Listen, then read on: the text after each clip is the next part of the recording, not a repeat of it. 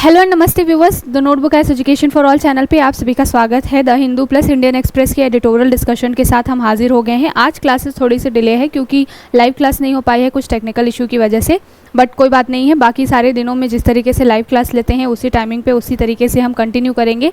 आज क्लासेस थोड़ी डिले हैं बस, ठीक है। तो चलिए शुरू करते हैं। आज जो बहुत इंपॉर्टेंट टॉपिक के ऊपर में डिस्कशन करने के लिए हम जा रहे हैं, अभी आपने पढ़ा होगा न्यूज़पेपर वगैरह, आप डेली फॉलो कर रहे हैं, तो 2-3 दिनों से एक न्यूज़ बहुत ज़्यादा चर्चा में है जिसके ऊपर में बात सुप्रीम कोर्ट से रिलेटेड है और महिलाओं की, मुस्लिम महिलाओं के अधिकार से रिलेटेड है। यहाँ पर जो मुद्दा है वो बेसिकली ये मुद्दा है कि मुस्लिम महिला जो है उनको तलाक के बाद में किस तरीके से गुजारा भत्ता दिया जाए, इसको लेकर के अभी सुप्रीम कोर्ट ने अपने कुछ जजमेंट दी हैं। जो सीआरपीसी का सेक्शन 125 है उसके तहत जैसे बाकी महिलाओं को पूरे इंडिया में बाकी महिलाएं जो हैं, चाहे वो हिंदू धर्म से रिलेटेड हो चाहे वो क्रिश्चियन धर्म से रिलेटेड हो, जैसे उनको गुजारा भत्ता मिलता है, एलुमनी मिलती है आफ्टर डिवोर्स, वैसे ही मुस्लिम महिलाएँ हैं उनको भी मिलना चाहिए। इसको लेकर के कुछ कानून, कुछ वर्डिक्ट चीज़ें चल रही हैं बहुत ज़्यादा।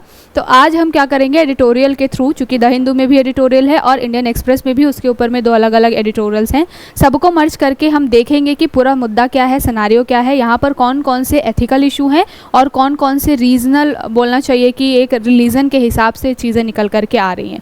तो सारे टॉपिक, सारे डायमेंशंस पे बात करेंगे और हम यूसीसी के से भी रिलेट करके इस चीज़ को देखेंगे, क्योंकि हमें मालूम है कि यूसीसी यानी कि यूनिफॉर्म सिविल कोड, जो कि आर्टिकल 44 के तहत डीपीएसपी में मेंशन भी है और इसके ऊपर में गवर्नमेंट काम कर रही है। उत्तराखंड गवर्नमेंट ने इसके लिए कानून भी बनाए हैं। तो यूसीसी किस तरीके से हेल्प कर सकता है इस पूरे मुद्दे पे, इसके एंगल से भी हम देखेंगे पूरा एडिटोरियल। तो चलिए शुरू करते हैं। सबसे पहले हाइलाइट्स के थ्रू देख लेते हैं कि किन टॉपिक्स को डिस्कस करना है। उसके बाद हम क्या करेंगे, एक एक टॉपिक की पूरी होलिस्टिक अप्रोच को एनालिसिस करके डेवलप करेंगे, ठीक है। उसके बाद में हमने मेंस का भी क्वेश्चन रखा हुआ है। आज जो एक क्वेश्चन रहेगा वो आज जो टॉपिक हम डिस्कस कर रहे हैं उससे रिलेटेड है। एक क्वेश्चन जो मैंने कल बोला था कि डेमोग्राफिक डिविडेंड से रिलेटेड क्वेश्चन था, जिसके जो पीपीटी में शामिल नहीं हो पाई थी, तो उसको भी आज मैंने शामिल कर लिया है। तो कल जो हमने जनसंख्या के ऊपर में बहुत बातें की, 2-3 आर्टिकल्स थे अलग अलग डायमेंशंस पे, वहाँ पर भी हमने चीज़ें देखी थी काफ़ी अच्छे से। उसको हम क्या करने वाले हैं, आज क्वेश्चन के थ्रू, मेन्स के थ्रू उसकी आंसर राइटिंग करने की प्रैक्टिस करेंगे, ठीक है। तो मैं दोनों ही क्वेश्चन का आपको फॉर्मेटिंग बता दूंगी कि इसमें क्या चीज़ें मैंशन की जा सकती हैं। आपका रिवीजन भी हो जाएगा, साथ के साथ में मेंस की एक आपका माइंड मैप भी तैयार हो जाएगा कि कभी भी आंसर फॉर्म करना होता है तो किस तरीके से उसको लिखना होता है, ठीक है। तो चलिए शुरू करते हैं सबसे पहले, लेकिन उसके पहले एक कोट से शुरू करते हैं।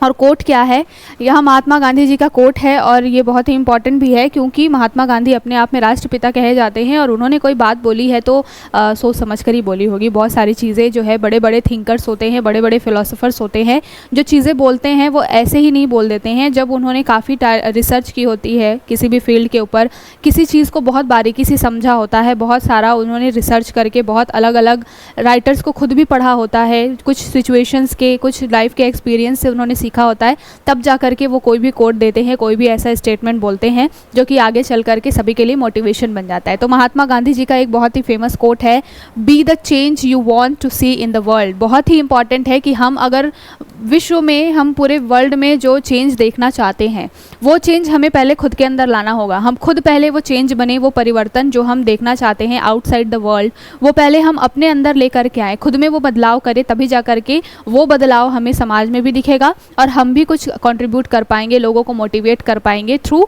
आवर, जो होना चाहिए एक तरीके से, जो हमारे प्रैक्टिसेस होती हैं या हमारे जो रूटीन होता है, हमारा जो डिसिप्लिन होता है, उसके थ्रू।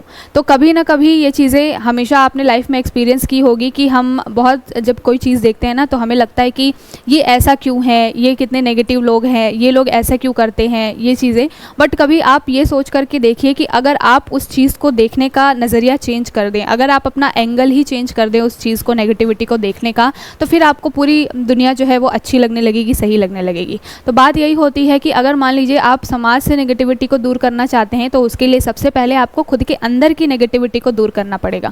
इसलिए बोला गया है गांधी जी के द्वारा कि be the change you want to see in the world. पहले वो चेंज आप खुद बनिए, खुद के अंदर वो परिवर्तन लाइए जो परिवर्तन आप विश्व में देखना चाहते हैं या आउटसाइड द, जो आपकी सराउंडिंग्स है उसके बाहर आप जो चीज़ें देखना चाहते हैं, वर्ल्ड में जो चेंज देखना चाहते हैं, वो चेंज तभी आएगा जब आप खुद के अंदर चेंज करेंगे। ठीक है, तो इसी कोट के साथ में शुरू करते हैं आज के दिन की, और सबसे पहले जो हाइलाइट्स हैं उसके थ्रू देख लेते हैं कि कौन कौन से टॉपिक्स हमको डिस्कस करने हैं। तो पहले तो मैंने बात की कि जो मुस्लिम महिलाओं से रिलेटेड, उनके अधिकार से रिलेटेड जो टॉपिक है उसको डिस्कस करेंगे, और साथ के साथ में एग्रीकल्चर से रिलेटेड भी अभी एक टॉपिक है। यहाँ पर अभी मालूम है सभी को कि बजट आने वाला है, इसी जुलाई मंथ में पेश होने वाला है, और जैसे जैसे बजट आने वाला होता है वैसे वैसे ही अलग अलग विभाग, अलग अलग जो मंत्रालय होते हैं वहाँ पर नई नई चीज़ें, नए नए जो मुद्दे होते हैं उसको जो है अलग अलग न्यूज़पेपर्स कवर करना शुरू कर देती हैं। जैसे कि रेलवे मिनिस्ट्री में, या फिर रोड एंड ट्रांसपोर्ट का मिनिस्ट्री है, या फिर एग्रीकल्चर मिनिस्ट्री है, अलग अलग मिनिस्ट्रीज़ में क्या क्या कमियां हैं और किन मुद्दों के ऊपर में गवर्नमेंट को बजट में चीज़ें प्रोविजंस करनी चाहिए, क्या क्या चीज़ों को शामिल करना चाहिए कमियों को दूर करने के लिए, इन सब के बारे में बात होती है। ठीक है, तो आज जो टॉपिक आया हुआ है वो आपके इस एडिटोरियल के माध्यम से आया हुआ है। जैसे कि हमें मालूम है कृषि विभाग जो है वो मंत्रालय, कृषि मंत्रालय जो है वो शिवराज सिंह चौहान जी को दिया गया है, जो कि एमपी के क्या रह चुके हैं, पूर्व सीएम रह चुके हैं। और यहाँ पर जो कृषि मंत्रालय है वो अभी बहुत सारे चैलेंजेस से जूझ रहा है। जैसे कि हमने किसान जो आंदोलन हुए थे उसके बारे में देखा था, हमने किसानों को लेकर के जो 3 लॉज बनाए थे उसके ऊपर में बहुत ज़्यादा डिबेट हुई थी। तो कृषि व्यवस्था जो है वो कहीं ना कहीं अभी बहुत चैलेंजिंग दौर से गुजर रही है। अभी रिसेंटली एक डाटा आया था जिसमें बोला गया था कि इंडिया के अंदर में साल भर में लगभग लाख जो हैं किसान खुदकुशी कर लेते हैं। बहुत सारे मामले आते हैं किसानों के सुसाइड से रिलेटेड, साथ के साथ में उनके एग्रीकल्चर से रिलेटेड और भी बहुत सारी चीज़ें हैं, जैसे कि बीज उपलब्धता, फर्टिलाइजर्स का प्रयोग किस तरीके से करना है, वो कितना महंगा है, इलेक्ट्रिसिटी पावर कंजप्शन को लेकर के चीज़ें कैसे मैनेज करनी है, और सबसे बड़ा मुद्दा होता है लोन का, जो कि किसान अपनी खेती के दौरान में जब भी उनको मुआवजा सही से नहीं मिल पाता है, या फिर जो उन्होंने फसल उगाई है वो किसी भी कारण से, चाहे वो मानसून हो चाहे वो अदर रीजन्स हो, उसकी वजह से अगर उनको फसल का अच्छा मुआवजा नहीं मिलता, अच्छी कीमत नहीं मिलती, प्रॉफिट नहीं मिलता, तो उनको लोन लेना पड़ता है। और वो लोन का जो बर्डन होता है वो उसको वो चुका नहीं पाते हैं, जो इंटरेस्ट होता है, ब्याज होता है, या फिर जो प्रिंसिपल अमाउंट होता है वो उसको चुका नहीं पाते हैं, और एक लोन का जो बर्डन है वो भी किसान के ऊपर रहता है। तो बहुत सारे मुद्दे हैं, चैलेंजिंग मुद्दे हैं इंडिया के अंदर में। इसके ऊपर में बात की गई है कि अभी जो नया बजट आने वाला है उसमें शिवराज सिंह चौहान और कृषि मंत्रालय के लिए क्या चैलेंजेस है और क्या कमियां हैं जिसकी वजह से हम इन चीज़ों को सही तरीके से प्रॉपर वे में मैनेज नहीं कर पा रहे हैं। जहाँ पर बोला जा रहा है कि 50% जो आबादी है, GDP है, वो एग्रीकल्चर सेक्टर में ही है, और यहाँ पर सबसे ज़्यादा लोग आपको एग्रीकल्चर में ही जुड़े हुए दिखेंगे। मैन्युफैक्चरिंग है, उसके बाद एग्रीकल्चर। तो एग्रीकल्चर और मैन्युफैक्चरिंग दोनों को मिला करके अगर देखा जाए तो काफ़ी बड़ी जो आबादी है वो आपको इन सेक्टर्स में दिखाई देती है, और इनके अंदर कोई भी लूप होल है तो कहीं ना कहीं वो एक इंसान, उसके साथ उसके पूरे परिवार और फिर साथ के साथ पूरे देश की इकोनॉमी को नुकसान पहुंचाती है। तो इसी के ऊपर में ये पूरा आर्टिकल है, इसके ऊपर बात करेंगे काफ़ी अच्छे से, और क्या कमियां हैं, किस तरीके से दूर किया जा सकता है, इसको लेकर के बात करेंगे। और दूसरा बात जो हमने वुमेंस की एलोमनी से रिलेटेड की हुई है उसको भी हम देखेंगे कि मुस्लिम महिलाओं के साथ में क्या प्रोविजंस हैं जब उनको तलाक के बाद में गुजारा भत्ता दिया जाता है, और अभी क्या नया केस निकल करके आया। ठीक है, और फिर साथ में हम एंड में क्या करेंगे, क्वेश्चन का अपना आंसर भी फ्रेमिंग करेंगे। तो चलिए शुरू करते हैं। सबसे पहले देख लेते हैं यहाँ पर मुद्दा क्या है। SC verdict on alimony for Muslim women enables larger fight for equality and justice. यहाँ पर बात की जा रही है इक्वालिटी एंड जस्टिस की। क्यों? मुद्दा क्या है? मुद्दा अभी रिसेंट में तेलंगाना जो हाई कोर्ट है उन्होंने एक व्यक्ति जो हैं उनके ऊपर उन्होंने तलाक से रिलेटेड कुछ पिटिशन डाली थी, कुछ मामला था, और तेलंगाना की जो हाई कोर्ट है उन्होंने बोला था कि जो महिला है उनको गुजारा भत्ता मिलना चाहिए। लेकिन उस व्यक्ति ने क्या किया, सुप्रीम कोर्ट में, तेलंगाना हाई कोर्ट की जो भी जजमेंट थी उसके खिलाफ में उन्होंने सुप्रीम कोर्ट में अपनी अपील दी, और उनमें अपील में बोला गया कि चूंकि जो मुस्लिम जो है, हमारे यहाँ मुस्लिम कम्युनिटी है, उनके लिए एक अलग लॉ बना हुआ है, मुस्लिम पर्सनल लॉ जो है, जो कि सरिया पे बेस्ड है 1937 का, उसके तहत जो है मुस्लिम कम्युनिटी है उनके सारे तलाक से रिलेटेड, शादी से रिलेटेड और भी अलग अलग ज़मीन जायदाद संपत्ति से रिलेटेड जितने भी कानून हैं उनको फॉलो किया जाता है। तो हमारे यहाँ पे जो हिंदू पर्सनल लॉ अलग है, हिंदू अधिनियम, और साथ के साथ में मुस्लिम पर्सनल लॉ अलग है। अलग अलग कम्युनिटी धर्म के हिसाब से अपने अपने धर्म में जो भी रिचुअल्स हैं उसके हिसाब से शादी विवाह जैसे नियमों को क्या करती है, फॉलो करती है। अब यहाँ पर मुद्दा क्या निकल करके आया है कि मुद्दा ये निकल करके आया है, एक CRPC का सेक्शन है, सेक्शन 125। ठीक है, तो CRPC का सेक्शन 125 है, इसी के ऊपर में पूरा मुद्दा, पूरी ये जो जजमेंट है वो आई है, और सारा जो मामला है वो चल रहा है। बेसिकली ये होता है अभी तक जिस तरीके से हिंदू महिलाएं हैं या फिर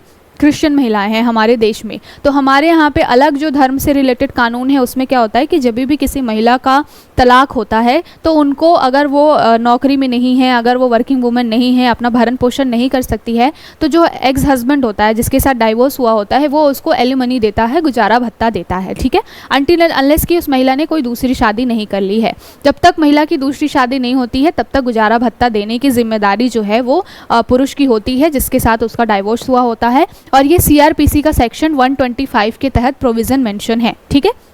बट जहाँ पर बात की जाती है बाकी सारे धर्म से रिलेटेड, वहीं पर जो मुस्लिम धर्म है उसके लिए क्या चीज़ें हैं, मुस्लिम जो धर्म है उसमें महिलाओं के लिए 1985 में एक शाहबानो केस आया था। शाहबानो केस क्यों आया था, यहाँ पर यही मुद्दा था क्योंकि मुस्लिम धर्म में जो कि शरीयत कानून के तहत क्या होता है, फॉलो होता है, वहाँ पर महिलाओं को पूरे लाइफ लॉन्ग गुजारा भत्ता देने की बात नहीं की गई है। यहाँ पर एक टर्म होता है इद्दत। इद्दत क्या है, जब जो दो हस्बैंड एंड वाइफ हैं, जो दो कपल हैं, उनके बीच में डाइवोर्स होता है तो जो इद्दत होता है वो 3 महीने का एक होता है। 3 महीने का बोला जाता है लूनर पीरियड, जो 3 चंद्रमा वाला जो पीरियड होता है, मतलब समझ लीजिए कि अगर डाइवोर्स हो रहा है, अभी पूरी तरीके से डाइवोर्स नहीं हुआ है, अभी ट्रायल पीरियड में है, 3 महीने के बाद में फाइनल जो है वो जजमेंट आने वाली है कि जो दोनों कपल हैं वो डाइवोर्स लेंगे या नहीं लेंगे। तो यहाँ पर जो गुजारा भत्ता दिया जाता है वो इद्दत अवधि तक ही दिया जाता है। मुस्लिमों के जो पर्सनल लॉ है उसके अकॉर्डिंग यहाँ पर यह है कि अगर किसी महिला का तलाक होता है तो सबसे पहले तो महिला को मेहर जो होती है उसको वापस करना होता है। अब मेहर क्या होता है, जब भी मुस्लिम शादियां होती हैं तो उस समय में जो मेल पार्टी होती है, यानी कि जो पुरुष के परिवार होते हैं, वो जिसके साथ शादी हो रही है उस महिला को कुछ मनी देते हैं, कुछ गिफ्ट्स वगैरह देते हैं। शादी के समय में ये दिया जाता है महिलाओं को, इसको बोला जाता है मेहर। मेहर बेसिकली क्या होता है, एक गिफ्ट होता है, ठीक है। और यहाँ पर जब तलाक के लिए कोई भी प्रोविज़न डाला जाता है या दो कपल तलाक लेना चाहते हैं मुस्लिम कम्युनिटी के अंदर में, तो वहाँ पर ये चीज़ें होती हैं कि पहले महिला को मेहर लौटाना पड़ता है, जो भी उसको शादी के समय में एग्रीमेंट्स के थ्रू या फिर कहना चाहिए जो भी गिफ्ट्स वगैरह मिली होती हैं उसको क्या करना होता है, महिला पहले वापस करती है हस्बैंड को, तब जा कर के हस्बैंड क्या करता है, तलाक के लिए अपना जो अनुमति देगा या फिर गुजारा भत्ता देगा, ठीक है। लेकिन वो गुजारा भत्ता भी इद्दत पीरियड तक ही होता है, और ये इद्दत पीरियड होता है पूरे प्रोसेस चलने के 3 माह के अंदर अंदर। यानी कि तलाक के लिए अगर किसी महिला ने बोला है तो उसके बाद में 3 महीने तक का जो प्रोसेस होता है उसमें ही गुजारा भत्ता केवल और केवल मुस्लिम जो पुरुष होता है उसके द्वारा महिला को दिया जाता है। लेकिन जहां हम बात करते हैं बाकी सारे धर्मों की, वहां पर क्या होता है कि ये जो गुजारा भत्ता है जब तक महिला की शादी नहीं हो जाती तब तक दिया जाता है। तो ये जो पूरा मुद्दा है वो इसी से रिलेटेड आया है, क्योंकि तेलंगाना हाई कोर्ट ने बोला था कि सीआरपीसी का जो सेक्शन 125 है वो मुस्लिम महिलाओं पर भी लागू होगा और गुजारा भत्ता पाने की हकदार मुस्लिम महिलाएं भी हैं। लेकिन उनके हस्बैंड जो थे, जो कि अपोजिशन जो दूसरी पार्टी के थे, उन्होंने क्या की थी, सुप्रीम कोर्ट में अपील डाली थी कि हम जो हैं, हमारी जो कम्युनिटी है वो धर्म में हमारे शरिया कानून के अकॉर्डिंग हम फॉलो होते हैं, और साथ के साथ में जो पूरा मुद्दा है ये है कि हमारा जो कानून है उसके अकॉर्डिंग क्या है, इद्दत पीरियड तक ही गुजारा भत्ता देना होता है। तो मुस्लिम महिलाओं को भी सीआरपीसी के अंदर शामिल करना कहीं ना कहीं उनके अधिकारों का हनन है। अब ये पूरा मुद्दा आया कैसे है और कोई जो व्यक्ति है वो किस तरीके से सुप्रीम कोर्ट में गया है, तो इसका मुद्दा भी आप समझ लीजिए। सबसे पहले शाहबानो केस आया था 1985 में। तो 1985 में शाहबानो केस आया था, और शाहबानो जो मामला था वो इसी से रिलेटेड था। शाहबानो जो थी उन्होंने एलिगेशंस लगाए थे, एक तरीके से अपील डाली थी कि हमको भी गुजारा भत्ता मिलना चाहिए जिस तरीके से बाकी सारी धर्मों को मिलता है। शाहबानो केस 1985 में सुप्रीम कोर्ट ने ये प्रोविज़न दिया था कि अकॉर्डिंग टू सीआरपीसी का जो एक्ट है, जो सेक्शन है 125, उसके तहत मुस्लिम महिलाओं को भी गुजारा भत्ता मिलना चाहिए। लेकिन क्या होता है ना, जब मामला धर्म से रिलेटेड होता है तो क्या होता है, जो पॉलिटिकल पार्टीज होती हैं उनके ऊपर प्रेशर बहुत ज़्यादा होता है। तो उस समय में राजीव गांधी जी की सरकार थी, और 1986 में राजीव गांधी जी ने क्या किया, इनकी गवर्नमेंट ने क्या किया, सुप्रीम कोर्ट के इस जजमेंट को बदलने के लिए या उसकी महत्ता को कम करने के लिए 1986 में उन्होंने मुस्लिम महिलाओं के तलाक से संबंधित एक अधिनियम ले आए वो, ठीक है। तो 1986 में गवर्नमेंट ने क्या किया, मुस्लिम महिलाओं के तलाक के क्या प्रोविज़न होने चाहिए उसके लिए एक अलग से सेपरेट कानून बना दिया, और इस एक्ट के तहत ही 1986 से लेकर के अब तक जो है वो महिलाओं के लिए कंपनसेशन जो है डाइवोर्स के बाद में वो इद्दत के ऊपर में ही बेस्ड होता सकता था। ठीक है, तो ये जो पूरा मुद्दा था वो बेसिकली 1985 में शाहबानो केस और उसके बाद 1986 में गवर्नमेंट ने जो कानून बनाया था उसके ऊपर में ये पूरा मुद्दा था। और यहाँ पर कुछ क्लियरिटी नहीं थी, यहाँ पर क्लियरिटी ऐसा क्लियर मेंशन नहीं था कि यहाँ पर जब भी कोई मुस्लिम महिला कोई केस लेकर के जाएगी अगर तलाक से रिलेटेड, तो वहाँ पर उस महिला के ऊपर में सीआरपीसी का सेक्शन 125 फॉलो होगा या केवल और केवल शरिया कानून के हिसाब से जो मुस्लिम महिलाओं को अधिकार मिले हुए वो फॉलो होगा। बेसिकली क्लियर वर्ड्स में नहीं लिखा होता है ना जब चीज़ें, तभी जा कर के अलग अलग जो कोर्ट होती हैं वो अलग अलग तरीके से अपना जजमेंट देती रहती हैं। ठीक है, फिर ये मुद्दा 2001 में भी उठा, 2001 में भी इसी तरीके से मुद्दा गया था कोर्ट में और वहाँ पर भी ये चीज़ें निकल कर के आई थी। सेम मुद्दा था, लतीफ़ी वाद था 2001 का और उसमें भी ये सारे इश्यूज निकल कर के आए थे। लेकिन अभी 2024 में जो फाइनल सुप्रीम कोर्ट ने अपना वर्डिक्ट दिया है उसमें बोला है कि 1986 का जो कानून है वो बरकरार है, लेकिन उसमें ये चीज़ें नहीं है, मतलब कहना चाहिए कि 86 के कानून को मिस कम्युनिकेट किया गया है या गलत तरीके से उसको प्रेजेंट किया गया है। यहाँ पर ऐसा नहीं है कि 1986 का कानून है इट मीन्स मुस्लिम महिलाओं के अधिकार खत्म हो जाते हैं। जैसे बाकी सारे धर्म में महिलाओं को अधिकार मिला हुआ है गुजारा भत्ता पाने का, बिल्कुल उसी तरीके से सीआरपीसी के सेक्शन 125 के तहत जो मुस्लिम महिलाएं हैं उनको भी तलाक के बाद गुजारा भत्ता पाने का अधिकार होगा।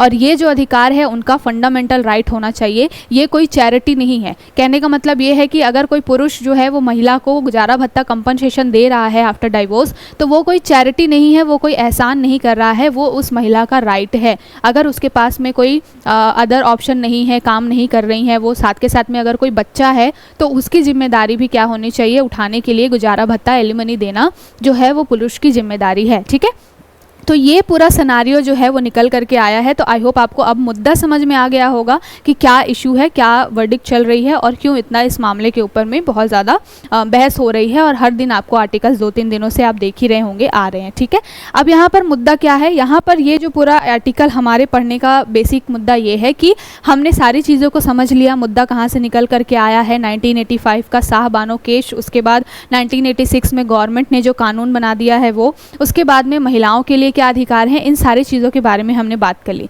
लेकिन इस टॉपिक के साथ में एक बहुत ही इंपॉर्टेंट और सेंसिटिव चीज़ जुड़ जाती है, और वो सेंसिटिव चीज़ क्या है, वो सेंसिटिव चीज़ है कि वुमेन्स के इक्वल राइट्स होने चाहिए। ठीक है, चाहे वो किसी भी धर्म से आ रही हो, वुमेन्स के राइट्स जो हैं वो इक्वल राइट्स होने चाहिए, पहली बात तो। ठीक है, इक्वल राइट्स के साथ साथ जेंडर जस्टिस होना चाहिए। जेंडर जस्टिस कहने का क्या मतलब है कि पुरुष और महिला सभी के लिए, ऐसा नहीं होना चाहिए कि कोई महिला है तो उसको नेगेटिव तरीके से कोई भी कानून इम्पैक्ट करे और केवल कोई पुरुष है इस वजह से उसको कुछ प्रॉफिट हो जाए। ऐसा वाइस वर्सा भी चलता है। ऐसा नहीं है कि अगर कोई महिला है तो केवल उसी को सारा फेवर मिले और पुरुष की बातें ना सुनी जाए। ठीक है, तो यहाँ पर दो चीज़ें निकल करके आती हैं। अब यहाँ पर डाइवोर्स से रिलेटेड जब भी मुद्दा आता है तो क्या चीज़ें निकल के आती है, अगर जो हस्बैंड है वो सक्षम है गुजारा भत्ता देने के लिए, उसकी जॉब अच्छी है, वो उसकी संपत्ति ठीक ठाक है और वो गुजारा भत्ता कंपनसेशन दे सकता है, तभी ये चीज़ें मैंडेटरी होती है कि उसको अपनी जो भी इनकम होगी उसका 25% देना पड़ेगा। जिस तरीके से बाकी सारे लॉ जो हमारे यहाँ पे हिंदू पर्सनल लॉ है या फिर क्रिश्चियन से रिलेटेड जो है मामले, वहाँ पर ये होता है कि जो संपत्ति है पुरुष की उसका 1/5 या 1/3 या फिर जो उसकी मासिक इनकम है उसका 25%। ऐसा बिल्कुल क्लियर नहीं है कि 25% ही देना है, बट ये बोला जाता है कि एटलीस्ट 25% देना चाहिए। ठीक है, अब वो व्यक्ति की सैलरी के ऊपर भी डिपेंड करता है, उसकी आय के ऊपर भी डिपेंड करता है कि वो कितना कंपनसेशन दे पाएगा नहीं दे पाएगा। ठीक है, तो यहाँ पर ये जो पूरा मुद्दा है वो बाकी धर्मों पर लागू होता है। इट मीन्स कि बाकी धर्म की महिलाएं जो है इस मामले में तलाक के बाद में अच्छी स्थिति में होती हैं, लेकिन जो मुस्लिम महिलाएं हैं इनके साथ में जो स्थिति है वो बहुत ज़्यादा अच्छी नहीं रह जाती है। हमेशा जब बात आती है, अगर आप बात करेंगे मुस्लिम पर्सनल लॉ से रिलेटेड बहुत सारी चीज़ों की, तो कहीं ना कहीं आपको दिखाई देगा कि वहाँ पर पैट्रियार्कल जो माइंडसेट है वो बहुत ज़्यादा हावी है, और उसकी वजह से क्या होता है, जो महिलाएं हैं उनके साथ बहुत भेदभाव होता है। ठीक है, यहाँ पर किसी धर्म के साथ में मेरा कुछ ऐसा नहीं है कि किसी धर्म के लिए नेगेटिविटी है या फिर किसी एक धर्म के लिए मेरे अंदर सकारात्मक चीज़ें हैं। बस कहने का मतलब मुद्दा ये है, इस आर्टिकल में भी चीज़ें मेंशन है कि जो शरिया कानून है उसमें थोड़ा सा पैट्रियार्कल आपको इन्फ्लुएंस ज़्यादा दिखेगा कि महिलाओं को ये नहीं करना है, महिलाओं के ऊपर भी रिस्ट्रिक्शंस बहुत ज़्यादा हैं, ठीक है। बाकी सारे धर्मों में भी है, पर्दा प्रथा जो है वो बाकी हिंदू धर्म में भी है, लेकिन एज़ कम्पेयर टू अदर जो कम्युनिटी है, रीजनल जो रिलीजियस कम्युनिटी है, उससे आपको मुस्लिम पर्सनस लॉ या फिर मुस्लिमों के जो कानून है उसमें आपको बहुत ज़्यादा पेट्रियार्कल माइंडसेट दिखेगा। तो ये जो टॉपिक हम डिस्कस कर रहे हैं, इसका एक एंगल तो ये है कि महिलाओं के क्या अधिकार हैं, दूसरा एंगल ये है कि हर महिला को इक्वल राइट्स मिलना चाहिए। अगर वो हिंदू महिला है तो उसको ज़्यादा लिबर्टी मिले और वो मुस्लिम महिला है तो उसको कम लिबर्टी मिले, ये चीज़ें नहीं होनी चाहिए। दूसरी चीज़ ये है कि जेंडर जस्टिस होना चाहिए, पैरिटी होनी चाहिए, एक समता होनी चाहिए कि पुरुष और महिला दोनों बराबर है, दोनों इक्वल हैं। अगर तलाक हो रहा है तो उनके बीच में जो है ये बेसिक कहना चाहिए कि अंडरस्टैंडिंग की बात होती है। और यहाँ पर जो मुद्दा होता है ना कि महिला ही सफ़र करे, ये नहीं होना चाहिए, या पुरुष ही सफ़र करे, ये भी नहीं होना चाहिए, एक पैरिटी होनी चाहिए, ठीक। तीसरा मुद्दा निकल करके आता है किसका, यूसीसी का। हम यूसीसी के ऊपर में बहुत बातचीत कर चुके हैं और बहुत समय से, पिछले साल से ही लगभग ये चीज़ें निकल कर के आई थी। उत्तराखंड गवर्नमेंट ने तो इसके ऊपर में कानून भी बना दिया। और यूसीसी जो है वो क्या कर सकता है, ये जो समस्याएं हैं जो कि इक्वल राइट से रिलेटेड या फिर जेंडर जस्टिस से रिलेटेड जितनी समस्याएं हैं उसको ठीक कर सकता है। बेसिकली यूनिफॉर्म सिविल कोड क्या है, समान नागरिक संहिता, जो कि डीपीएसपी में मेंशन है आर्टिकल 44 के तहत। तो डीपीएसपी का जो समान नागरिक संहिता है आर्टिकल 44 के तहत ये क्या बात करता है कि जितने भी धर्म हैं वहाँ पर कुछ पर्सनल जो लॉज हैं, जैसे कि शादी, विवाह, संपत्ति, तलाक, इन सब से रिलेटेड जो भी कानून है वो एक समान होने चाहिए। धर्म का इन्फ्लुएंस नहीं होना चाहिए, वो धर्म के हिसाब से नहीं होने चाहिए। क्यों? क्योंकि यहाँ पर इंसान को इंसान की तरह ही ट्रीट करना चाहिए। कोई अलग धर्म से आता है इसलिए उसको प्रिविलेज मिलेगी, उसको लिबर्टी मिले, और कोई अलग धर्म से आता है इसलिए उसको सफ़र करना पड़े, ये चीज़ें नहीं होनी चाहिए। एक पैरिटी होनी चाहिए, एक इक्वालिटी होनी चाहिए। तो इसीलिए यूसीसी जो है वो बहुत ज़्यादा मुद्दा उठा।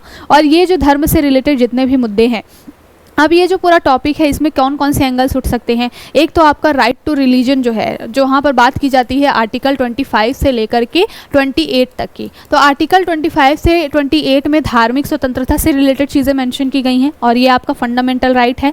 लेकिन यहाँ पर जब आप बात करते हैं इसके अकॉर्डिंग जो है वो मुस्लिम कम्युनिटी जो कि इस बात से नाखुश होगी कि भाई हम महिलाओं को क्यों इद्दत के बाद भी गुजारा भत्ता दें, वो जा सकते हैं कि ये हमारा फंडामेंटल राइट है और इसके तहत इन चीज़ों का हनन हो रहा है। लेकिन चूंकि सुप्रीम कोर्ट ने चीज़ें क्लियर कर दी हैं कि ये चैरिटी तो है नहीं, ये महिलाओं का भी फंडामेंटल राइट है। तो यहाँ पर दो तरीके की कम्युनिटी बटेगी। एक तो बात करेगी किसके बारे में, आर्टिकल 25 से 28 जो कि धार्मिक स्वतंत्रता की बात करता है। तो यहाँ पर आपको खुद की भी समझ विकसित करने की ज़रूरत है कि क्या धार्मिक स्वतंत्रता जो है वो इस लेवल पे होनी चाहिए कि किसी जो इंसान है उसके फंडामेंटल राइट्स को क्या कर दे, वायलेट कर दे। दो तरीके की पार्टियां होंगी। एक पार्टी जो है वो आर्टिकल 25-28 के तहत कोर्ट में जाएगी कि भाई ये हमारे धार्मिक मामलों में उल्लंघन हो रहा है, हस्तक्षेप हो रहा है।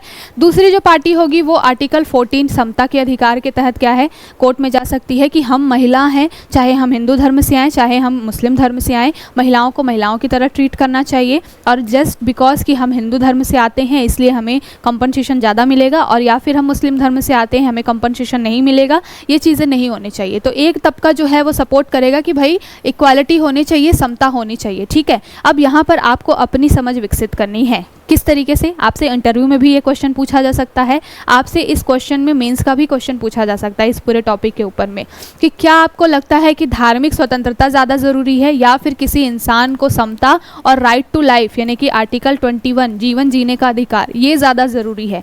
आपको किसके ऊपर में किसको प्राथमिकता देनी है ये चीज़ें क्लियर होनी चाहिए, ठीक है। बात ये होती है ना कि स्वतंत्रता, ये बोला भी जाता है कि किसी व्यक्ति की स्वतंत्रता तभी तक है जब तक वो किसी दूसरे व्यक्ति की स्वतंत्रता का हनन न करे, ठीक है।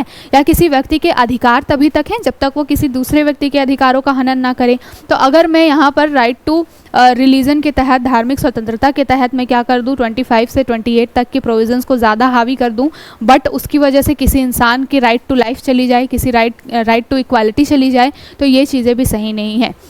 डिपेंड करता है कि सिचुएशन क्या है। यहाँ पर महिलाओं की स्थिति बहुत ख़राब है। अब सोचिए कि कोई ऐसी महिला है जो कि वर्किंग नहीं है, उसके पास, वो पढ़ी लिखी भी नहीं है, उसके पास में काम करने का कोई साधन नहीं है। आफ्टर डाइवोर्स जो बच्चा है अगर मान लीजिए बहुत छोटा है वो उसके साथ है, और उस महिला की जो फैमिली है, जो मैटरनल साइड की जो फैमिली है वो बहुत ज़्यादा संपन्न नहीं है, तो फिर उस महिला के साथ साथ उस बच्चे का भी जीवन जो है पूरी तरीके से क्या हो जाएगा, सफ़र हो जाएगा, अनटिल एंड अनलेस कि वो दूसरी शादी ना कर ले। अब कोई महिला अगर दूसरी शादी नहीं करना चाहती है तो फिर वो कैसे पालेगी, पूरे समय पूरा अपना जीवन कैसे गुजारेगी। तो यहाँ पर राइट टू लाइफ जो है वो ज़्यादा इंपॉर्टेंट है आपके राइट टू रिलीजन के ऊपर में। ये चीज़ें होनी चाहिए एक ना एक करते, दोनों चीज़ें अपनी अपनी जगह बहुत ज़रूरी हैं, बट जहाँ पर आपको बात आए तो सबसे पहले राइट टू लाइफ बहुत ज़रूरी है। जीवन रहेगा तभी तो आप किसी चीज़ को फॉलो कर पाएंगे। तो ये पूरा मुद्दा जो है वो भले जो सुप्रीम कोर्ट की वर्डिक्ट से रिलेटेड हो, बट इसमें कितने डायमेंशन से आप सोच सकते हैं ये आपके खुद की समझ के ऊपर में डिपेंड करता है। ठीक है, तो यहाँ पर पूरे टॉपिक को हमने समझा, मुद्दा क्या था, शाह बानो का केस, उसके बाद जो एक्ट आया 1986 का उसके बारे में देखा। यहाँ पर यूसीसी के बारे में भी हमने चर्चा कर ली कि ये जो हो सकता है वे फॉरवर्ड हो सकता है। यूसीसी अगर लागू हो जाएगा तो सभी महिलाओं के लिए एक समान रूल होंगे, चाहे वो विवाह से रिलेटेड हो, चाहे वो डाइवोर्स से रिलेटेड हो, चाहे वो संपत्ति से रिलेटेड हो। साथ के साथ में आर्टिकल जब बात आती है कि धार्मिक स्वतंत्रता ज़्यादा ज़रूरी है या राइट टू लाइफ ज़्यादा ज़रूरी है, तो डेफिनेटली राइट टू लाइफ को पहले प्रेफरेंस देना बहुत ज़्यादा ज़रूरी है। ठीक है, तो इन सारे टॉपिक्स के ऊपर में क्या है, आपको एक समझ विकसित होनी बहुत ज़रूरी है। ये जो दूसरा आर्टिकल है ये भी बेसिकली इंडियन एक्सप्रेस में छपा हुआ है, जो कि वुमेन्स इसी टॉपिक के ऊपर में ही है, जहाँ पर बात की जा रही है कि Muslim women's right to maintenance under secular laws is well established. ठीक है, तो अब जो है बात की जा रही है कि सुप्रीम कोर्ट ने ये जो जजमेंट दे दिया है ना, ये एक लैंडमार्क जजमेंट है। लैंडमार्क जजमेंट कहने का क्या मतलब है कि इन्होंने एक हिस्ट्री क्रिएट कर दी है। अब जो है गवर्नमेंट जो है इसके ऊपर में काम कर सकती है और जैसे हो सके जल्द से जल्द एक तरीके की जेंडर पैरिटी, साथ के साथ में अगर बात की जाए कि कानून के मामले में समानता, गवर्नमेंट को इसके ऊपर में काम करना चाहिए। ठीक है, तो एक लैंडमार्क जजमेंट है। यहाँ पर बोला गया है कि जो सीआरपीसी की सेक्शन 125 है, तो सीआरपीसी का जो सेक्शन 125 है इसके तहत क्या होना चाहिए, 125 के तहत महिलाओं को क्या होना चाहिए, जो कि मुस्लिम महिलाएं भी हैं उनको भी गुजारा भत्ता देना चाहिए, जो कि बाकी धर्म की महिलाओं के ऊपर लागू होता है। और यहाँ पर बात की गई है Muslim women protection of rights on divorce act 1986। तो यहाँ पर बोला गया है कि ये जो 1986 का मुस्लिम महिलाओं के डिवोर्स से रिलेटेड जो अधिकार हैं उसके ऊपर में हमें सेक्शन 125 को मान्यता देने की ज़रूरत है, क्योंकि यहाँ पर ये सभी महिलाओं के अधिकारों से रिलेटेड है। ठीक है, और यहाँ पर बात की गई है कि ये जो एक्ट बना था उसमें भी कुछ ऐसा नहीं था कि बहुत चीज़ें मैंडेटरी ही कर दी गई थी कि इद्दत के बाद नहीं देना पड़ेगा, इस तरीके की कोई चीज़ नहीं थी। ये जो एक्ट आया था वो एक अल्टरनेट ऑप्शन के रूप में आया था। ठीक है, ऐसा नहीं था कि उसमें किसी चीज़ की मनाही की गई थी कि गुजारा भत्ता नहीं ही देगा पति इद्दत के बाद में, जो 3 मंथ का पीरियड होता है उसके बाद में। यहाँ पर चीज़ें एक अल्टरनेट ऑप्शन के रूप में चुनी गई थी कि अगर मान लो किसी को नहीं देना है पूरे लाइफ टर्म का मुस्लिम कम्युनिटी के अंदर में, तो वो क्या कर सकता है, केवल इद्दत की पीरियड तक ही क्या दे सकता है, कंपनसेशन दे सकता है। ठीक है, तो इस एक्ट में भी क्लियर प्रोविजंस नहीं थे, इस वजह से अलग अलग समय में अलग अलग केसेस निकल के आए, चाहे वो 1985 का शाह बानो केस हो या फिर 2001 का जो लतीफ़ी वाला मामला हो। अभी जो जजमेंट है वो बीवी नागारत्ना जी और साथ के साथ में जस्टिस मसीह जो हैं उन्होंने ये जजमेंट पूरा दिया है। एक लैंडमार्क जजमेंट है और बहुत ही इंपॉर्टेंट है, चाहे वो आपके फंडामेंटल राइट्स को देख करके आप जोड़ लीजिए या फिर महिलाओं के अधिकारों की बात करें, वुमेन एम्पावरमेंट की बात करें, या फिर महिलाओं के ही अंदर में जो कम्युनिटी है उनमें समानता की आप बात करें। ठीक है, तो आई होप आपको समझ में आया होगा पूरा मुद्दा, कौन कौन से एंगल्स उससे जुड़ सकते हैं, यूसीसी का यानी कि यूनिफॉर्म सिविल कोड का,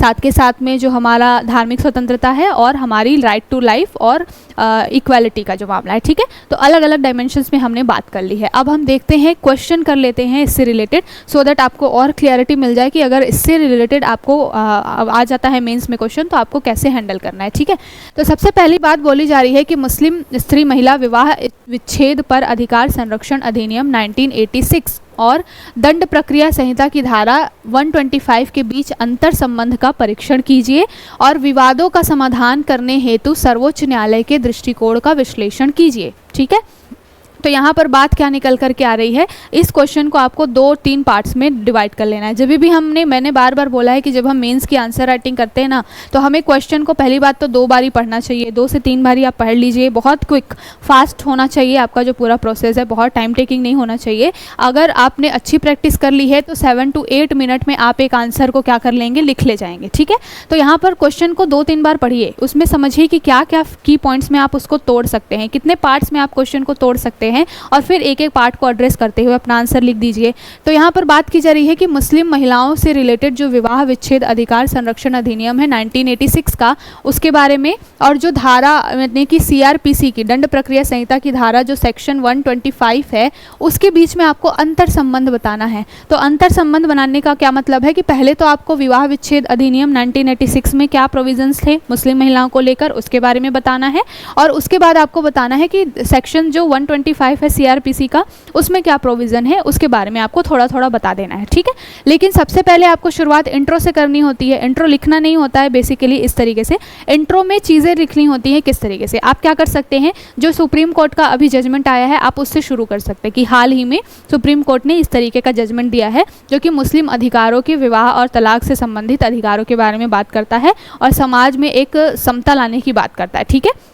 यहाँ से आप इंट्रो के थ्रू शुरू कर सकते हैं। उसके बाद आप अलग अलग जो सेक्टर्स है इस क्वेश्चन के उसको एड्रेस करिए। सबसे पहले आप बता दीजिए कि मुस्लिम महिलाओं के लिए जो 1986 का एक्ट है उसमें क्या प्रोविज़न है। उसके बाद आप बता दीजिए कि सेक्शन 125 जो CRPC का है उसमें क्या प्रोविजंस है, और उसके बाद आप लास्ट पार्ट को एड्रेस करिए कि विवादों का समाधान करने हेतु सर्वोच्च न्यायालय के दृष्टिकोण का विश्लेषण कीजिए। तो सर्वोच्च न्यायालय ने ये जो चीज़ें हैं वो इसीलिए लाई हैं। यहाँ पर सर्वोच्च न्यायालय सुप्रीम कोर्ट ने भी बोला है कि जो केंद्र सरकार है उसको इस मामले में क्या है ध्यान देना चाहिए, और एक प्रॉपर क्लियर जो है एक कानून होना चाहिए, स्पष्ट कानून होना चाहिए। साथ के साथ में सभी महिलाओं को चाहे वो किसी भी धर्म से आए उनके लिए जो ये बेसिक चीज़ें हैं, चाहे वो विवाह से संबंधित हो, डाइवोर्स से संबंधित हो, गुजारा भत्ता यानी कि एलिमनी से संबंधित हो, इन सब के लिए एक जैसे कानून होने चाहिए, ठीक है। तो आप जजमेंट को पढ़ लीजिए सुप्रीम कोर्ट के, उन्होंने क्या क्या पॉइंट्स रखे हैं, और फिर उसको लिख दीजिए कि सुप्रीम कोर्ट का दृष्टिकोण ये है। और फिर आपको वे फॉर्मेट में अपनी एक दो चीज़ें डाल देनी है कि हम UCC ला करके क्या कर सकते हैं, इन सारी चीज़ों को ठीक कर सकते हैं, ठीक है। तो ये आपका कंक्लूजन भी हो जाएगा और एक अपने तरफ से इनपुट भी हो जाएगा कि अगर UCC आ जाता है तो सभी धर्मों की जो महिलाएं हैं उनके लिए समान कानून होगा। तो यहाँ पर जो भेदभाव वाली चीज़ें हैं वो ख़त्म हो जाएंगी, ठीक है। तो ये पूरा टॉपिक है, इस टॉपिक को हमने देखा, इस तरीके से क्वेश्चन आ सकता है, और इस क्वेश्चन को हमने एड्रेस किया कि कैसे हम उस क्वेश्चन को डिफरेंट पार्ट्स में तोड़ेंगे, और जो हमने पढ़ा है हमारी जो समझ है उसके तहत हम क्या करेंगे, इसको लिख लेंगे, ठीक है। अब चलते हैं, कल जो हमने टॉपिक डिस्कस किया था डेमोग्राफिक डिविडेंड से रिलेटेड और पॉपुलेशन से रिलेटेड, तो उसके लिए भी एक क्वेश्चन है, उसको हम कर लेते हैं। यहाँ पर बात की जा रही है भारत जनसांख्यिकी परिवर्तन के सही पक्ष में है, जो इसके तीव्र सामाजिक आर्थिक विकास के लिए एक सुनहरा अवसर प्रदान करता है। यदि नीति निर्माता विकास नीतियों को इस जनसांख्यिकी बदलाव के साथ जोड़ते हैं तो क्या हो जाएगा, ये जो चीज़ें हैं एक सुनहरा अवसर यानी कि गोल्डन अपॉर्चुनिटी में बदल जाएगा, ये बात की जा रही है, ठीक है। तो क्वेश्चन को पढ़िए। सबसे पहले बोला जा रहा है कि भारत जनसांख्यिकी परिवर्तन के सही पक्ष में है। सही पक्ष में कहने का मतलब क्या है, हमने कल देखा था कि 2030 तक भारत में युवा आबादी जो है वो काफ़ी अच्छी बढ़ने वाली है, ठीक है। तो युवा बढ़ने वाले हैं हमारे यहाँ पे, और बोलना चाहिए कि 15 to 64 ईयर एज ग्रुप के जो लोग हैं वही सबसे ज़्यादा हमें इकोनॉमी में क्या करते हैं, कंट्रीब्यूट भी करते हैं। तो यहाँ पर अगर आंकड़ा निकल करके आ रहा है कि 2030 तक भारत में युवाओं की संख्या सबसे ज़्यादा होगी, तो ये बताता है कि ये जो परिवर्तन है वो सही पक्ष में जा रहा है, ठीक है। अब यहाँ पर इन परिवर्तन से क्या होगा, अगर हम युवाओं को सही स्किल देते हैं, सही एजुकेशन देते हैं, उनकी हेल्थ वगैरह ठीक रखती है और प्रोडक्टिव वे में हम उनको यूज़ करते हैं, तो सामाजिक आर्थिक विकास भी हो सकता है, ठीक है। लेकिन इसके लिए ज़रूरत किस चीज़ की है, ये जो सामाजिक आर्थिक विकास है ये एक सुनहरे अवसर में यानी कि गोल्डन अपॉर्चुनिटी में कब बदलेगा, ये तब बदलेगा यदि नीति निर्माण करने वाले जो लोग हैं इस बदलाव को क्या करेंगे, पॉजिटिव वे में लेकर के सही तरीके से पॉलिसी मेकिंग करेंगे तब, ठीक है।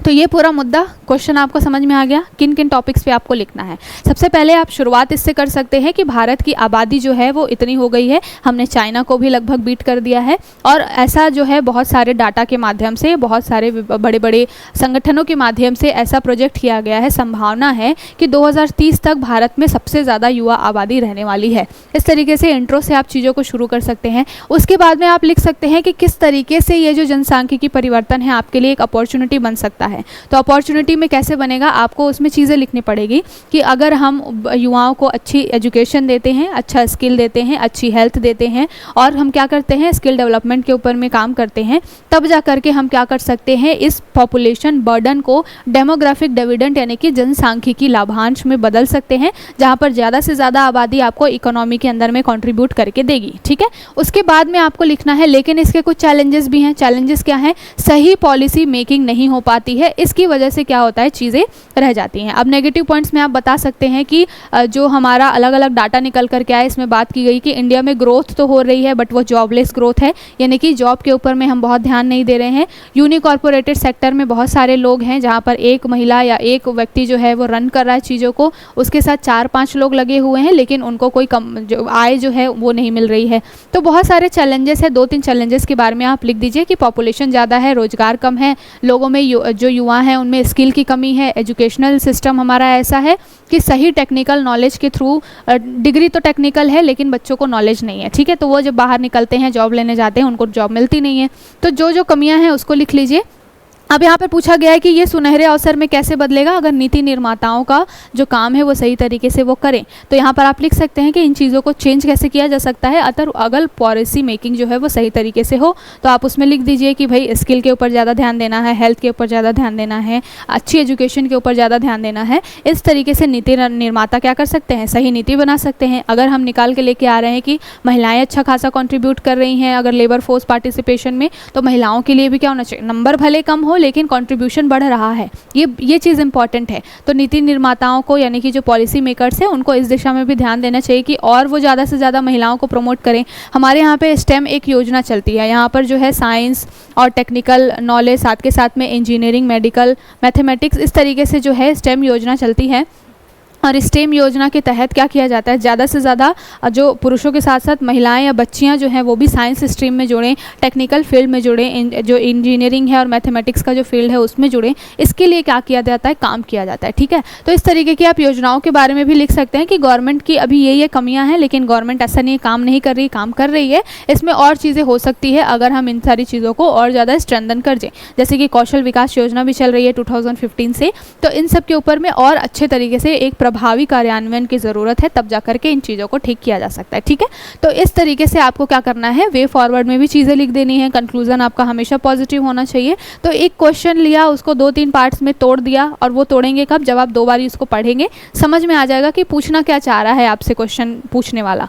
तो वहाँ पर फिर क्या होगा कि जब आप इन चीज़ों को तोड़ देंगे 2-3 अलग अलग पार्ट्स में, फिर आप एक एक करके ईजिली सारे टॉपिक के बारे में लिख देंगे और लास्ट में आप पॉजिटिव कंक्लूजन से इसको समराइज कर सकते हैं। ठीक है, तो आई होप आपको दोनों टॉपिक समझ में आया होगा और दोनों के क्वेश्चन जो हैं वो समझ में आए होंगे।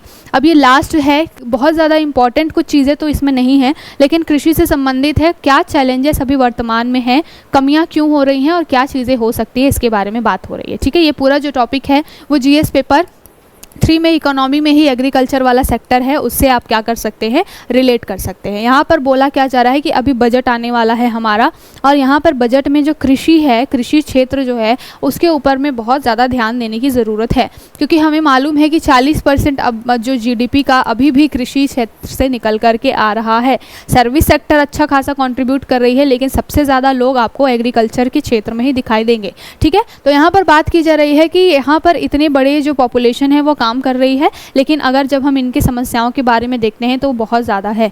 कृषि क्षेत्र में समस्याएं कौन कौन सी हैं किसानों की, सबसे पहले मुद्दा आता है एमएसपी का मुद्दा, दूसरा है किसानों के सुसाइड का मुद्दा, तीसरा है पावर कंजप्शन को लेकर के, चौथा है फर्टिलाइज़र को लेकर के, फर्टिलाइज़र्स बहुत महंगे हैं। उसके बाद में आप अगर देख लीजिए ज़मीन की गुणवत्ता, पानी, सिंचाई की समस्या, इरिगेशन वाला सिस्टम, इन सब को लेकर के बहुत सारे चैलेंजेस हैं। ठीक है, और यहाँ पर एमएसपी से रिलेटेड तो हमने जो कानून बनाए थे उसके ऊपर में बहुत ज़्यादा एक तरीके से कहना चाहिए विरोध भी हुआ, प्रोटेस्ट भी हुआ, काफ़ी लंबा समय तक चला था किसान आंदोलन। तो ये सारे जो चैलेंजेस हैं, अभी इस आर्टिकल में बोला गया है कि जो शिवराज सिंह चौहान जी हैं जो कि कृषि मंत्रालय में अभी मंत्री हैं, कैबिनेट मंत्री हैं, उनके अंदर में ये पूरा विभाग है और उनके सामने जो राह है वो बहुत आसान नहीं है। बहुत सारी चैलेंजेस हैं कृषि के अंदर में, ये पूरे एग्रीकल्चर सेक्टर के अंदर में, जिसको एड्रेस करने की ज़रूरत है। ठीक है, यहाँ पर बोला गया है कि जो एमएसपी कमेटी है उसने जो भी चीज़ें बोली हैं उसमें और कैलकुलेशन करने की ज़रूरत है। और जिस तरीके से अभी प्रोविज़न्स चल रहे हैं एमएसपी को देने के, किसानों के जो मुद्दे हैं, जैसे कि बोला गया है कि और भी बहुत सारे जो अनाज हैं उसको भी एमएसपी के अंदर शामिल किया जाए। गेहूँ और चावल के ऊपर में हम बहुत ज़्यादा अगर एमएसपी दे रहे हैं उसमें और भी जो अनाज हैं, दलहन है, तिलहन है, उसको भी शामिल किया जाए। और किस तरीके से बीच में ये जो मीडिएटर होता है, जो एपीएमसी वाला जो चीज़ चलता है कि बीच में जो ये मीडिएटर होते हैं वो क्या करते हैं, किसानों से सस्ते दामों पे ख़रीदते हैं, फिर उसको वो जा कर के बेचते हैं। तो जो प्रॉफिट किसानों को होना चाहिए वो किसानों को नहीं मिलके जो वो ग्रुप्स बैठे होते हैं, बहुत एक तरीके से दलाल या ब्रोकर बोला जाता है, उनको वो प्रॉफिट मिलता है। तो किसानों से संबंधित बहुत सारे चैलेंजेस हैं जिसके ऊपर में बात करने की ज़रूरत है। और यहाँ पर बोला गया है कि हमारे यहाँ प्रॉब्लम क्या निकल करके आती है, प्रॉब्लम ये निकल करके आती है कि इंटीग्रेटेड नहीं है कोई भी मामला। जैसे एग्रीकल्चर है, एग्रीकल्चर के अंदर केवल और केवल अनाज उत्पादन नहीं आता, एग्रीकल्चर के अंदर में आपको पशु वाला मामला भी दिखेगा, पशुधन, साथ के साथ में मत्स्य पालन वगैरह भी एग्रीकल्चर के अंदर ही आता है। लेकिन हमारे यहाँ पे कृषि विभाग अलग है, मत्स्य पालन विभाग अलग है। तो यहाँ पर इंटीग्रेशन की जब बात होती है ना, कोऑर्डिनेशन की बात होती है, वो कहीं ना कहीं लैक कर जाते हैं हम। तो इस आर्टिकल में ये बोला गया है कि अगर एक पूरा एग्रीकल्चर सेक्टर है जिसमें मत्स्य पालन भी आ रहा है, पशुपालन भी आ रहा है और अनाज उत्पादन भी आ रहा है, तो इसके लिए अलग अलग सेक्टर से अलग अलग विभाग अगर आपने बना भी रखे हैं, उनके बीच में बहुत ज़्यादा बेहतर कोऑर्डिनेशन होने की ज़रूरत है। अगर ये कोऑर्डिनेशन बैठेगा तभी जा कर के हम किसान से संबंधित हर समस्या को एड्रेस कर पाएंगे। ठीक है, एक किसान होता है वो केवल अनाज नहीं उगाता, उसके पास में 2-4 आपको गाय भी दिखेंगी जिससे वो दूध निकालता है, उसको बेचता भी है। और कई किसान ऐसे होते हैं जो कि मछलियों का ही पालन कर रहे होते हैं, उन्होंने अपना खेत में ही सेटअप लगाया होता है। तो ये जो एग्रीकल्चर है उसको अलग अलग विभाग के थ्रू देखने से अच्छा है कि एक इंटीग्रेटेड अप्रोच होनी चाहिए, तब जा कर के इनकी समस्याओं को हम बेटर वे में एड्रेस कर पाएंगे। दूसरी बात यह है कि अगर कृषि विभाग है ना, उसको फंडिंग देने का काम फाइनेंस मिनिस्ट्री का है, तो फाइनेंस मिनिस्ट्री को जितना अपना लगता है सारे विभागों का वो कैलकुलेशन करता है, अपने हिसाब से बजट एलोकेशन करता है। तो कई बार ऐसा होता है कि कृषि विभाग को ज़रूरत बहुत ज़्यादा बजट की थी पर बजट कम मिल रहा है, ये इशू है। दूसरी चीज़ ये है कि हमारे यहाँ जो इन्फ्लेशन वगैरह है वो आरबीआई तय करता है। ठीक है, तो आरबीआई का भी कहीं ना कहीं इसमें इन्वॉल्वमेंट हो जाता है। इस तरीके से ये जो पूरा सेक्टर है वो बहुत सारे कोऑर्डिनेशन की कमी से जूझ रहा है। इन सब चीज़ों के ऊपर में ध्यान देने की ज़रूरत है। दूसरी बात ये बोली गई है कि अभी हमारे यहाँ पे जो चीज़ें हैं ना, बोला जाता है कि हमारी इकोनॉमी बहुत बूस्ट कर रही है, लेकिन यहाँ पर क्या बोला जाता है कि जब महंगाई के कैलकुलेशन की बात आती है तो हम कहते हैं कि फूड प्राइजेस बहुत बढ़ गए हैं, इसकी वजह से महंगाई बढ़ रही है, तो डेफिनेटली किसानों को फ़ायदा हो रहा होगा। लेकिन हम जो मुद्रास्फीति की गणना करते हैं जिसमें हम कंज्यूमर के ऊपर में बात करते हैं, वो कहीं ना कहीं बहुत सही अवधारणा नहीं है। इस आर्टिकल में ये बोला जा रहा है, अनलाइक जो अमेरिका है या फिर यूरोपियन कंट्रीज़ हैं, अमेरिका या यूरोपियन कंट्रीज़ में क्या होता है कि वहाँ पर जो इन्फ्लेशन यानी मुद्रास्फीति की गणना है वो केवल और केवल फूड प्राइजेज़ या फूड में जो आपके डे टू डे लाइफ के जो कंजप्शन करते हैं उसमें ही डिपेंड नहीं करता है। उसका जो इन्फ्लेशन होता है ना, वो वेजेस के ऊपर में डिपेंड होता है कि किसी व्यक्ति को कितनी मजदूरी मिल रही है, उसके आय में क्या चेंजेस हो रहे हैं, उसके हिसाब से वहाँ पे मुद्रास्फीति कैलकुलेट की जाती है। तो वो एक्चुअल वे में सही तरीके से बता पाते हैं कि हाँ भाई लोग अच्छा कमा रहे हैं, इट मीन्स कि इकोनॉमी सही तरीके से जा रही है। लेकिन यहाँ पर हमारे यहाँ क्या होता है कि फूड कंजप्शन के ऊपर में कंज्यूमर कितना कंज्यूम कर रहे हैं और फूड के अंदर में उनके प्राइजेस कितने बढ़े, इसके आधार पर जो है इन्फ्लेशन की गणना होती है। तो इसलिए बोला जाता है कि बहुत ज़्यादा क्या दिख रही है कि सामान जो है वो महंगे हो रहे हैं, तो इसकी वजह से इन्फ्लेशन बढ़ रहा है, घट रहा है, ये सारी चीज़ें होती हैं। तो जो हमारा मुद्रास्फीति को कैलकुलेट करने का मुद्दा है वो भी कहीं ना कहीं गड़बड़ है, इसकी वजह से सही प्रोजेक्शन हम नहीं लगा पा रहे हैं इकोनॉमी का। अब यहाँ पर चीज़ें बोली गई हैं कि ये सारे तो चैलेंजेस है कि किसानों से रिलेटेड बहुत सारी चीज़ें, चाहे वो बैंक के लोन के मामले में हो, चाहे वो इलेक्ट्रिसिटी के मामले में हो, सिंचाई हो, एमएसपी हो, बहुत सारे इश्यूज़ हैं। इसको ठीक कैसे किया जा सकता है? तो इसको ठीक किया जा सकता है गुड गवर्नेंस के द्वारा। ठीक है, एक तो चीज़ें हैं, हम डीबीटी वगैरह तो देते ही हैं अभी किसानों को, लेकिन हम क्या कर सकते हैं, गुड गवर्नेंस यानी कि सुशासन के द्वारा अच्छे तरीके से इस पूरे सेक्टर को क्या कर सकते हैं, इस पूरे क्षेत्र को हैंडल कर सकते हैं। ठीक है, जिसमें क्या होना चाहिए कि जो भी लोग हैं, जो पॉलिसी मेकर्स हैं, उनकी अकाउंटेबिलिटी होनी चाहिए, अच्छी तरीके से इंटीग्रेटेड पॉलिसी मेकिंग होनी चाहिए, तब जा कर के हम क्या कर सकते हैं, इन पूरे समस्याओं को दूर कर सकते हैं। तो बेसिकली ये जो पूरा मुद्दा है, यहाँ पर क्या क्या चीज़ें हो सकती हैं। जब बोला जाए कि इस पूरे समस्याओं को अगर चेंज करना है तो सबसे पहले तो आपको देखना पड़ेगा कि आप रेगुलेशन को थोड़ा सा इम्प्रूव करिए। रेगुलेशन इम्प्रूव करने का क्या मतलब है कि जो पॉलिसी आपकी बन रही है वो सही तरीके से बेटर वे में काम कर रही नहीं कर रही है, क्रियान्वयन उसका सही हो रहा है नहीं हो रहा है, इसके ऊपर भी नियंत्रण रखिए, रेगुलेशन करिए, उसको और इम्प्रूव करिए। दूसरी बात यह है कि क्या कर सकते हैं हम, उनका इन्फोर्समेंट हो, जो भी कानून हम बना रहे हैं ऐसा नहीं है कि वो कागज़ों तो ही रह जाए, उसको ग्राउंड बोलना चाहिए कि ग्रास रूट लेवल पे क्या करना है, पहुंचाना भी बहुत ज़रूरी है। तीसरी चीज़ ये बोली जा रही है और कैसे ठीक कर सकते हैं, एक तो गवर्नेंस, उसके बाद में ट्रांसपेरेंसी और अकाउंटेबिलिटी। ट्रांसपेरेंसी कहने का मतलब है कि जो राजीव गांधी जी ने बोला था कि अगर केंद्र से 100 पैसे आते हैं ना तो किसानों तक या फिर मार्जिनलाइज सेक्टर तक 1 पैसा पहुंच पाता है, क्योंकि बीच में बहुत सारे लोग होते हैं खाने वाले, चाहे वो प्रशासनिक अधिकारी हो, चाहे वो दलाल हो, चाहे बहुत सारे लोग, ठीक है। तो यहाँ पर ट्रांसपेरेंसी की कमी होती है और लैक ऑफ ट्रांसपेरेंसी की वजह से ही सही चीज़ जो है वो किसानों तक नहीं पहुँच पाती है। लेकिन अब जो है डीबीटी वगैरह जैसे सिस्टम है जिससे डायरेक्ट किसानों के खाते में पैसे पहुँच रहे हैं, तो ये चीज़ें आसान हो गई है। लेकिन अभी यहाँ पर भी इशू है, किसानों को टेक्निकल ज्ञान नहीं है, अकाउंट में पैसे आ रहे हैं नहीं आ रहे हैं वो पता नहीं लगा पा रहे हैं। वहाँ पर जो लोग होते हैं ना, जो बैठे होते हैं छोटे छोटे आपको चॉइस सेंटर्स पे, वो भी कहीं ना कहीं इसमें कमीशन खाने लग जाते हैं कि हम पैसे आपको निकाल करके दे देंगे, हाँ अभी तो पैसा आया है नहीं आया है वो उनके ऊपर रहता है, आप इतने पैसे दे दो तो हम उसको निकलवा देंगे, काम करा देंगे। अभी भी बहुत इंडिया है, जुगाड़ू इंडिया है, वो तरह तरीके निकाल लेता है किस तरीके से लूप होल निकालना है और किस तरीके से अपना फ़ायदा निकालना है, ठीक है। तो ये जो चीज़ें हैं इसको और ज़्यादा स्ट्रॉन्ग करने की ज़रूरत है, ठीक है। तो इन सारे टॉपिक्स के ऊपर में ये पूरा आर्टिकल जो है वो बात कर रहा है, ठीक है। तो कृषि की क्या समस्याएं हैं और आने वाले बजट में इन सारे टॉपिक्स को एड्रेस करके जो बेटर एक बजटिंग तैयार की जा सकती है, इसके बारे में ये पूरा आर्टिकल है। साथ के साथ में जो समस्याएं हैं उसको किस तरीके से ठीक किया जा सकता है, तो यहाँ पर रेगुलेशन की, पॉलिसी इन्फोर्समेंट की, गवर्नेंस की, ट्रांसपेरेंसी और अकाउंटेबिलिटी, इन सारी चीज़ों के बारे में बात की गई, ठीक है। तो आई होप आपको पूरा मुद्दा समझ में आया होगा, क्या चीज़ें हैं उसके बारे में हमने काफ़ी अच्छे से बात की है, जितने भी टॉपिक्स थे, साथ के साथ क्वेश्चन का हमने आंसर राइटिंग भी किया है, फ्रेमिंग भी की है। तो आई होप आपको ये सेशन अच्छा लग रहा होगा। जितना भी बेटर वे में चीज़ें मैं आपको दे सकती हूँ उन सारी चीज़ों के ऊपर मैं काम करती हूँ और आपके लिए लेकर के आती हूँ। अगर आपको हमारी पहल अच्छी लग रही है, नोटबुक आइस चैनल को ज़्यादा से ज़्यादा लाइक करिए, शेयर करिए, सब्सक्राइब करिए। कल फिर मिलेंगे नए टॉपिक्स के साथ में, तब तक के लिए शुक्रिया, bye bye and take care.